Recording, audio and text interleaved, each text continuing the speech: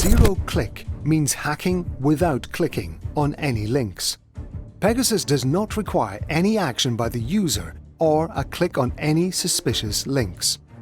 The user receives a call from an unknown caller through the internet, and the phone gets hacked even without answering the phone call. After that, Pegasus spyware is installed on the targeted phone, taking full control of the device. I have a link in the description to the documentary by Al Jazeera when Al Jazeera reporter was reportedly being spied upon directly by Every system can be hacked. Israel manufactures Pegasus, some of the most advanced spyware in the world. It first came to attention in 2016. Since then, various governments have bought the spyware for their own use. Questions today are: how does Pegasus work? Who is using it? And who are its victims?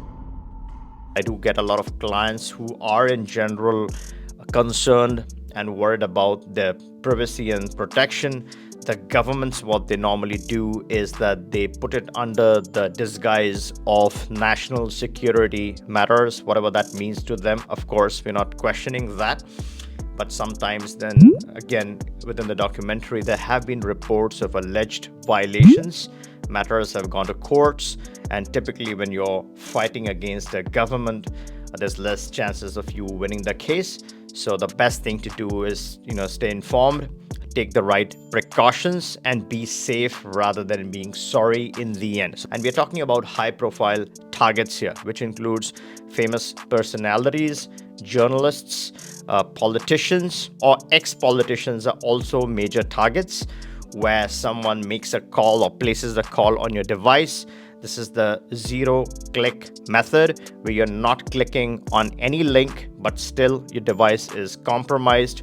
Your device then interacts with their servers and starts transmitting all your vital, sensitive information to external third parties and external servers, and this is where things get complicated. Now, in the olden days, you had a computer, right? You had a laptop, and you were constantly exchanging information via email on your computer. And then you had your cell phone device, which was specifically designed to talk or have some limited functions. But the way the matrix has evolved, this cell phone is way smarter than before. And the whole idea is to have everything run through this one device. So your file exchange, your camera, your microphone, your calls, your WhatsApp, any other apps, everything happens within this powerful tool, and you're constantly transmitting information. The moment this gets a call from that server, your security can be compromised. All the information can land into the unintended hands, which can significantly affect your abilities. It can directly spy on you. So let's jump into the three-prong technique. Biggest key over here is decentralizing your communications with the outside world. You have sensitive material, there's files, and there's a lot of data which needs to be externally protected. So you have to remove all of that sensitive material from this that you're not using, that you're not actively engaging with or actively interacting with. So let's say you're receiving some stuff, that is fine, but the moment you have received it, it has to disappear from this active device, and it has to be moved into a more physical, solid, dead state device, which is not connected, which is not smart. It has to be the dumbest of the dumbest devices, which has a lock, a physical lock, and there are multiple devices. I'm going to share some links to some devices that you can consider. More to come on this. If you're subscribed to my channel, you would be notified. This only interacts with you when you want it in a hardware fashion through cables. This does not interact or transmit any information outside.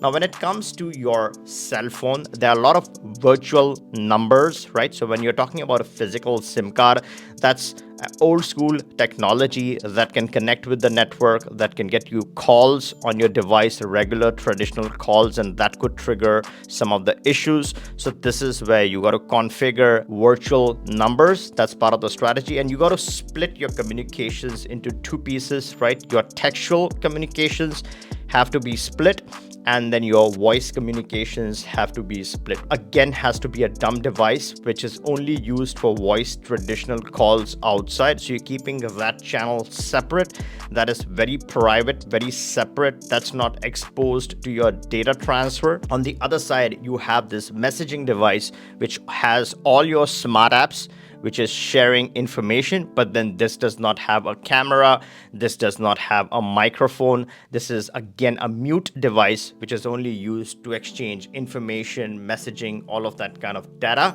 So voice is split into a separate channel.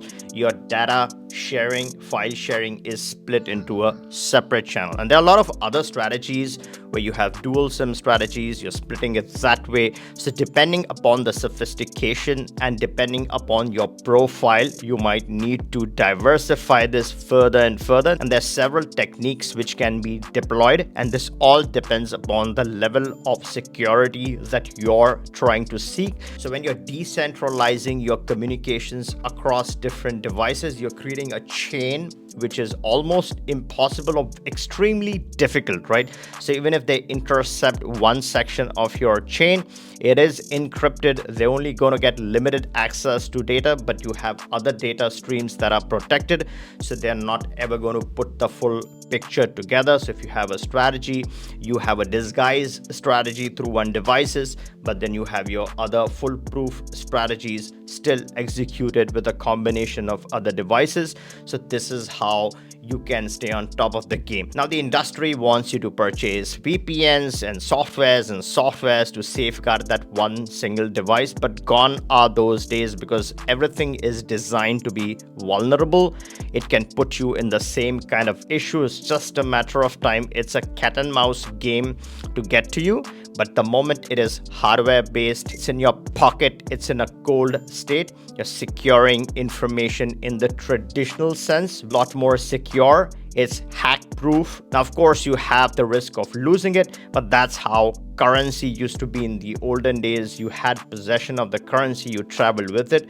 Gone are the times of using the clouds and being vulnerable to all the different attacks that the cloud is vulnerable to. If you are interested in having a comprehensive discussion on how to execute this, you can always click the link, book a call with us. We can discuss exactly the threat that you're facing and get you started with implementing the right strategy. And if you like this video, give me a thumbs up. Make sure you're subscribed before you go, and catch you in the next one.